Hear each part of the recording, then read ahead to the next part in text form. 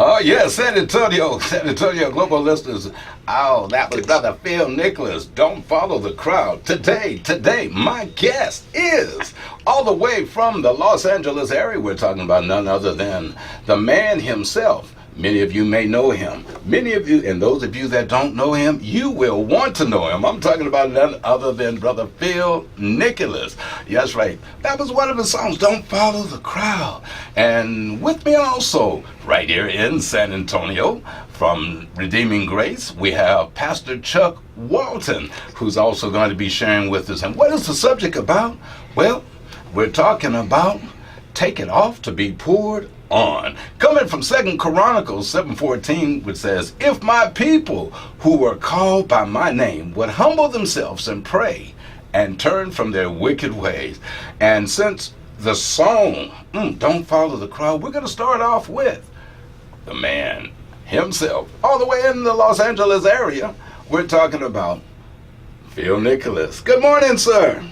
How you doing, Brother James? Doing great. I have to first ask, because of the situation in our world today, and the subject is found in 2 Corinthians 7:14, but the song that you wrote, what caused you to write this song back then? That was early in our careers, and boy, things have gotten better in the sense of the turmoil in the world. Matter of fact, it's gotten even worse.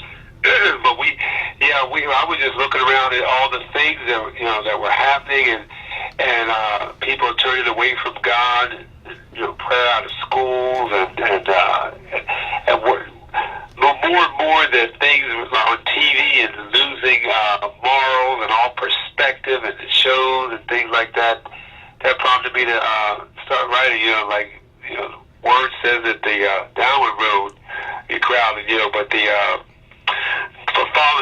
but going towards heaven, that would be the gate. It'll be narrow, and few that be that find it. So we were just trying to alert people, hey, following the crowd, that ain't it. I mean, you may think because you got a lot of folk running with you that it's right, but that don't mean it's right, because a lot of people are going that way. Okay.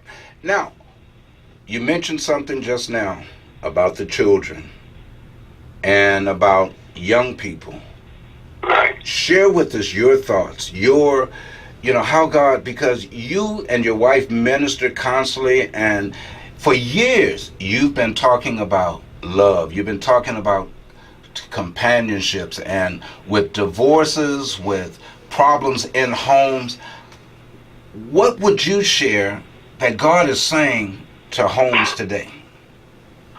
Well, even now more than ever, because it seems to be, examples are few and far between, where people are really standing up for righteousness, really as far as relationships, husbands and wives. People are just, as we said on some of those records, that, throw up their hands at the drop of a hat and just say, hey, this ain't working, I'm out of here, as opposed to really till death do you part, and the Lord hates divorce.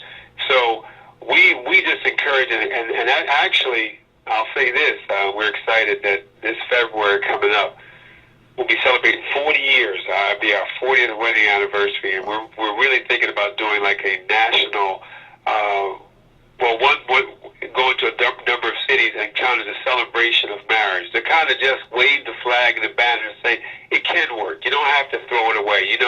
It's not necessarily a bed of roses. It's going to be easy, but you hang it if you work it out. If you stay close to God, stay in the Word, communicate with each other, it can work, and it will work. And it'll be an example that people and young folks can see that, because a lot of young folks don't even get married these days. They look at it and say, it's a mess, it don't work, and I ain't even trying it. So we got to fight back and start giving examples. We got to, as we were just talking about, don't follow the crowd. We got to, live something. Our lives don't need to just talk the talk. We need to walk the walk. We need to be an example. So the kids can look and see and say, okay, yeah, this can work. You can have a loving relationship. You can with one person and God in the center of it, and it can work. So and it will work. So we're trying to encourage that. Okay. Pastor Chuck Walton. Hey, Elder, how you doing? Great, great.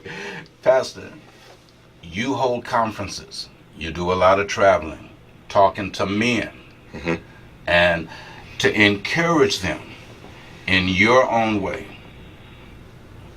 What has God put within you to share so that we can have a better society across the lands? Wow. If I was talking to men, I would tell them to first look at that God has given them responsibility. You know, in order for things to work out, God has established order. And I'll have to go back to Genesis to say that, because God created man, he gave man dominion, he gave man assignment, he gave man responsibility. And the earth was established for that order. And when man fell, it was important that God reestablished that order, because we see that the earth was in chaos until the second Adam. And so when the second Adam came, we see that those things begin to come back into order, into right standing. And so I think if I was talking to a man right now, I would tell them to really look at what God has created them to do, to understand their purpose in life, to understand what God is really desiring of them. I think if that happens, then we'll begin to see things act better when it comes to marriage, when it comes to our children, because some of the things that we deal with now with some of these young people is the absentee of a father. Okay. Mothers try to take that place, but and a lot of mothers are doing great jobs at that. But the problem is, until a man comes back in that relationship, into that right standing with that child, they're not able to understand the inheritance that is presented unto them. They're not able to understand what God has for them. So I think that would be one of the things I would say, is that for us to really step up and be who God called us and created us to be. Okay. Brother Nicholas. Yes, I'm here. Okay. How you have any comebacks on that? No, I totally agree. You know, and then, you know, we did a song about standing in the gap. God wants a man who's sold out, dedicated, baptized, consecrated, steadfast, motivated, and standing in the gap. Wants a man who's strong but not proud, outspoken but not loud, not just talking the talk but walking the walk. So, I totally agree. That is essential. We need strong, godly men. Okay. Now, in saying that, man must come to a place with himself. I was talking earlier, but where that you have to take something off to pour something for it to be poured on you, in order to stand in the gap. Right. And most of all, you're talking about being humble. And and how. Well, I'm since I know you a little bit more personal, the changes in your life, how did you come to the place of being humble? Because, I mean, your wife respects you, your daughter respects you, and you've been traveling for years. And one of the most outstanding songs that you've done that motivated me, that caught my attention about you, was when I saw you and your wife singing, "Can't Nobody Do Me Like Jesus." Yeah. First, the Bible, when it says, "Train up a child in the way it should go, when it's old it won't depart," that's the first thing. And that's a problem today, is because a lot of kids ain't got a fighting chance coming up, because they're coming up in homes that, first of all, doesn't have a mother and a father. That's not to dump on single parents, especially women that are trying to really raise their children by themselves. I'm not knocking that, but I'm saying, but God made it a certain way. You need both, and my parents instilled that in me from the gate. So in other words, being coming up in a Christian home and with godly parents, my mother talking about being humble, being respectful, all those kind of things. I already had a leg up or a jump start. In other words, not as much as what I could say that I did, but I was raised right. So you already, that's so important from the gate, from the jump. So that's why we got to talk about it. We got to preach these things because these kids ain't got a fighting chance. And then of course, if you're raised right, and then you eventually, you come up, you get in the Word, you read, then you just build on all that. And so being able to, have the respect of your wife and your daughter like that, because you got something in you from the Word. But like I said, I want to stress the fact of how important it is for us to train our kids. It's just essential. Okay. Now you're talking about foundation. Right. If the foundation is right, then the structure and building will be right. Right. Pastor Chuck. Wow, it's funny that he brought that up. I was in a meeting yesterday with some children's ministry leaders, and that's exactly what we were talking about, training up, a child. I think... By the way, how you doing, Pastor Chuck? Good, sir. How are you? Good. We never connect. Honor to be on the program with you. Same here. We'll have to connect after this. Okay, but go ahead. I'm sorry. Go ahead. No. Your original question was talking about humble, and in Matthew 10:39 it says, "If you cling to your life, you'll lose it. But if you give up your life, you will find it." And I think the first thing of being humble is that you have to lose yourself, because pride. See, I think sometimes people get pride is, hey, look at me, but pride can be, I don't need nobody else. I don't need God to fix this situation. I don't need God to help my marriage, help me in my finances, help me with my children. And so going back to 2 Chronicles, it says, that they humbled themselves first, then seek his face. So that means that there's something that has to take place first with us. We first must have to remove ourselves from the equation in order to be able to come to God. See, because if we come to God pridefully, God does not, God can't do anything with us. And so I think, it's us understanding that without God, we're nothing. Now, I tell you, I grew up in Detroit. I knew who my father was. My father was semi in my life, meaning that he was not in the same house as me. He was across the country. And I mean, we had a relationship as far as, phone calls and I went to visit him a few times, but he wasn't actively in the house. And so I had a mother and a grandmother and uncles and aunts who played a role in my life. But I tell you, it wasn't until I was able to find out who I was and how I found out who I was being connected to my father. Because then I knew what my struggles were, because those things that we can only get from our Father. As a man, there's things that are transferred from him to me. I have two boys, and so I know what some of the struggles they may face because they come from me. And so I grew up, not knowing a lot of things because I didn't have that opportunity to really build that relationship in that way with my father until I was a grown man. And I come to him with all these questions, all these different things, and saying, who am I? And so I say that in a natural sense, but now let's flip it in a spiritual sense. It's the same way with God. God is our spiritual father, and unless we build relationship with him, we will have no idea who we are.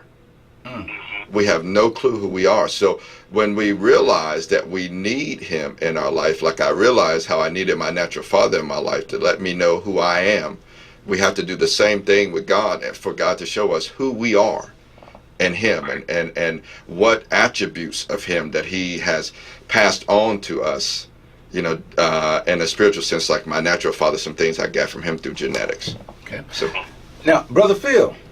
Yes. I'm going to get personal. We're going to talk a little bit about Jennifer. Okay. And because I'm listening to Pastor Chuck Walton, and And it came to my mind about Jennifer when Jennifer went to the gas station. Oh, okay. This is one of our shows that we did, right? Right. All right. And the guy got out the car, and I'm paraphrasing, and said, "Hey, mama." And it really turned Jennifer off. Right.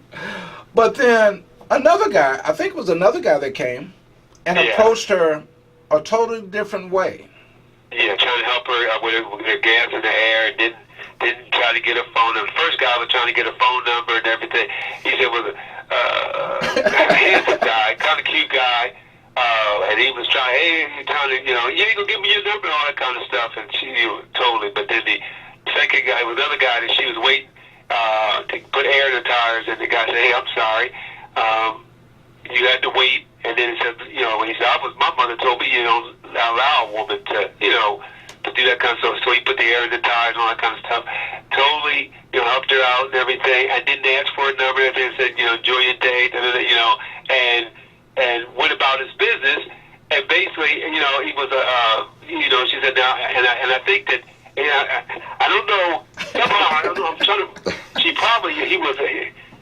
I don't know if he probably was single. I don't know. I think she looked and she said he didn't have no ring on, so I think she thought he was a single guy. But the point of the matter was that was so much more attractive to her because the guy was a gentleman. That's what you're basically saying. And see, that comes from home training. Nowadays, it's very little of that because women are looking. And I want to go into and say this. You have men today that want to get themselves right. They've been married. They've made mistakes. They're single. They would like to be with somebody, but don't know how to come about talking to a female because basically they only know what they know of the past. How can they get themselves? How would you say that they could get themselves together? Because you got it fully together. Well, I mean, none of us, we don't get it together until, none of us are perfect. But but that still keeps coming back to what we're talking about. Home training, guys, you're so right, man. These guys are just floundering, and even young girls. I mean, there's no example. I feel for them. And like Pastor Chuck was talking about, the youth that he was talking about yesterday, everything. It's so needed today. Because these folks, first of all, when we came up, we at least, even if we wasn't right, your mother then was taking you to church. They were sending you to church. So folk had to be at least in church. Even if you was like wasn't listening and nothing like that, but you ain't, and some folks, if the parents didn't go to, they sent them to church, and most of them took them to church. Even halfway totally right themselves, you was going to church, and these kids come, they ain't got no foundation, like they don't have a clue. And so, like Pastor Chuck was, it is so essential now that we have youth outreach and things like that because it's. I don't know. Pastor, you might need to pick it up for me. Yeah, you're right. I think the problem is, so, Elder, we do the event called Man Cave, and so last year at Man Cave, the discussion was leading with a limp, right? And I think what happens is men have, we all have a limp. We all have something in our past that causes us to remember who we once were, and that was kind of derived from, the fight that Jacob had, and he developed a limp, based on that. And so that limp was his reminder of who he was, and the fight of him changing into the man he was becoming. But what happens is we have so many men that now carry a limp, and they take themselves out of the game. They put themselves on injured reserve, and so when you do that. Now, those who else is that you have responsibility over now do not get what they need from you, and so we have a generation of children now and youth today that have someone that was supposed to be in the game with them, but they took themselves out and put themselves on injured reserve. So they're out there trying to learn the sport on their own. They're trying to learn how to survive on their own. Right. You know, I love to use analogies. So that's like giving a baby, although the baby may have the formula, may have the bottle, may have everything in the room with them, and you put the baby and the formula and the bottle and everything in the room, and the baby Right. dies. Why? Because you may have had everything around them, but you never showed them how to use it. You never showed them how to Right. feed themselves. So they have these things around them, but nobody's showing them how to open up a door for a woman. You know, Right. how to, you know, be respectful to women, not only to women, but to those who are older than they are. You know, I get on my boys all the time when I see them do something that is, you know, and I say, hold up, man, you know, you're talking to my girl like that. We don't do that. Right. You know? And also, not only what you're saying, then they're also battling the fact that everywhere they look, as far as the entertainment or television or movies, actually reinforces the whole other Opposite. Yeah. You know, the whole other actions to just try to run through women or try to get over and all. So they got it. Not only are they getting proper instructions, they're getting bad instruction from all their surroundings. That's right. Yeah, I mean, we're in an age now where social media and movies and everything is pointing a very negative picture on Right. On things, and our young people are living that every day. You know, Right. not even our young people, our older people are even living those things. I mean, you know, it's very interesting that now we have women and grown men making videos of them doing things that you should expect young people to do, you know. And so we have, and I'm not that old of a person. I'm 38 years old, but I pray and hope that when I do get older, that I don't feel, in order for me to still feel special, that I have to act like the generation that's coming up. And that's the Right. problem. We have people who should be examples now trying to act like the generation that they should be leading, that they Right. should be instructing, you know, and it's a fine line to be relevant to that generation and still be able to reach them. I shouldn't have to look like them and act like them to be relevant to them, you know. Right. And so yeah, that's Okay, we have a few more minutes, and you know we've been talking about the natural, how we can make it, how everyday living. But I want to, Brother Phil, you wrote a song, and I'd like for you to bring this out before we leave. And lose your soul, Right.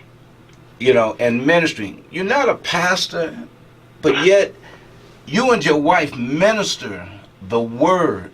But yet you're concerned about people. They call it a jackleg preacher. That's what they used to call me, because I used to share before the fall. He ain't nothing but a jackleg preacher. but you're doing a good thing. But most of Why all, don't you just go ahead and get what you call it, start preaching and stop this music stuff, because you ain't doing nothing but preaching know-how. So. that's what you're doing. But yet, Right, well, but you're reaching. And I'm gonna throw this. Gospel music is supposed to be about bringing the word, about bringing, you ain't just out there singing, out there la la la la, and good harmony. Come on. But share with us, because I'm about to put your song back on.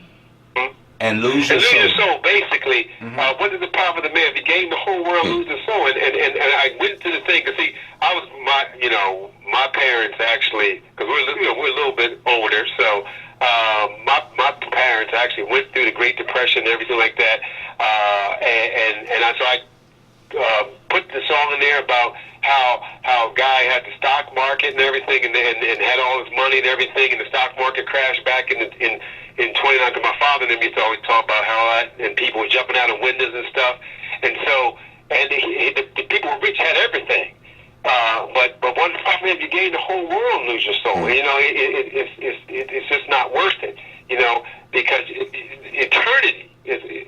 My mom and them used to say, "Hey, you know what? You're gonna go and try to see how long eternity is gonna be. It's gonna be a minute." And so you basically better get yourself straight for eternity. So yeah, I mean, That's what it was. It was just talking about you can gain all this stuff, but then what would it profit you get it all and lose your soul? Okay. Share with us right quick, Pastor Chuck Walton, if you share with us your social sites, how ones can get in touch with you. Oh, wow. If you want to get in touch with me, I am on Facebook, Chuck Walton. I'm on Twitter, same thing, Chuck Walton. That's about how you can get in touch with me as far as on social media. Okay, and if you have any shout outs? I just would like to just tell all that may be watching on Facebook Live right now, or that may be listening on the airways or via internet radio. Hey, just keep pressing. Every time I end a tag on Facebook, I say keep pressing. And the reason why I say that is because we all have things that we go through, and in order for us to continue to walk this walk called Christianity, we have to have a keep pressing mentality, meaning that we have to keep moving forward, because we don't know who's watching us. We don't know who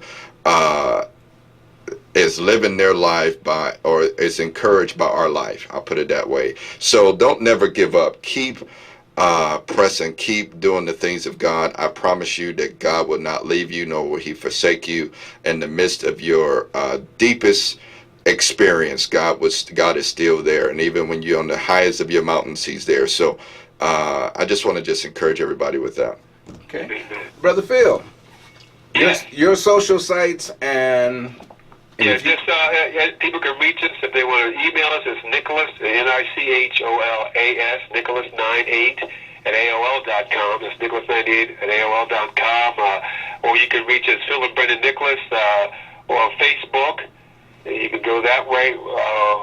And we have the website, Phil and Brendan Nicholas, or Nicholas Ministries, our website. So, there's a bunch of ways you can reach us, and I got a lot of good stuff going. And hopefully, Lord willing, sometime soon we'll get back chance to start doing that radio broadcast again. We're doing some new music, doing a lot of things, but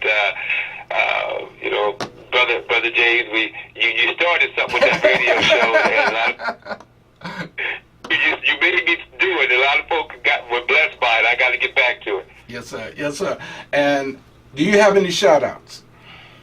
No, just to encourage folk, family and friends who are listening, just to kind of similar to what Pastor Chuck was saying, stay strong. These are some tough times, but have foundation, be convicted. As far as, or just really don't give up, don't sway. Run and not get weary, even though the road may get dark and dreary. Fight the fight, finish the course, keep the faith.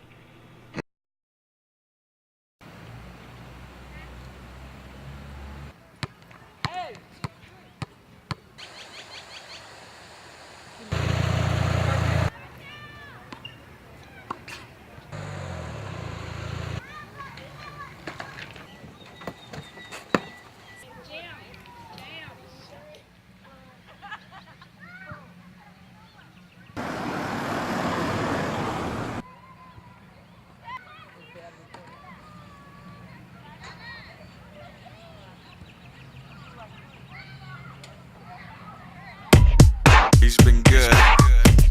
Phil. Brenda. Come on.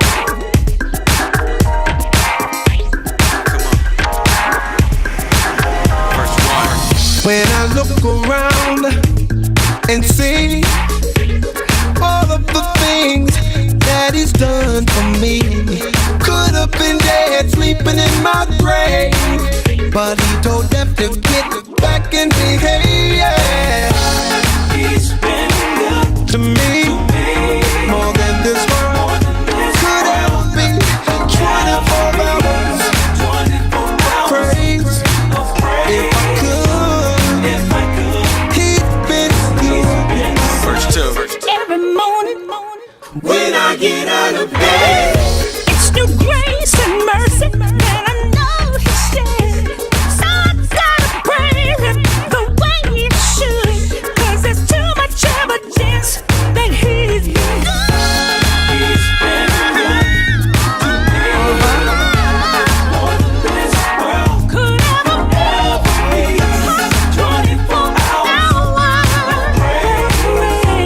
If I could, Sing it again.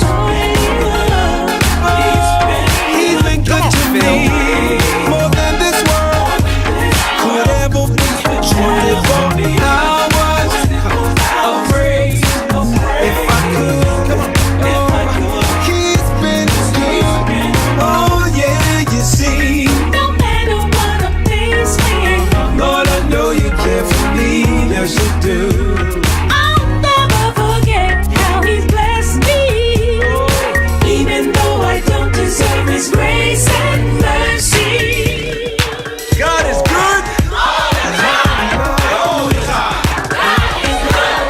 You gotta praise Him. God is good all the time. All the time. God is good. He's good all the time. All the time. I'm thanking for His mercy, and I'm thanking for His grace. Yes, I do. God's been good. He's been good all the time. All the time. God's been good. He's good all the time. If I could, He's been good. He has been so good. And it's not just when I'm doing fine. He's good all the time. In the rain, even in the sunshine, He's still good all the time. Bless me beyond compare. So I'll praise Him anywhere. And when I'm healthy or I'm feeling some pain, God is still good. Just the same. He's been good. He's been good to me. More than this world will be. 24 hours of praise. If I could, He has been so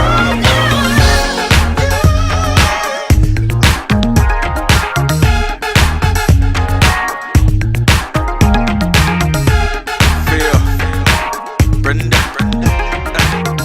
Nicholas, y'all. Yeah, bye. He's been good. if I could, you know I surely would.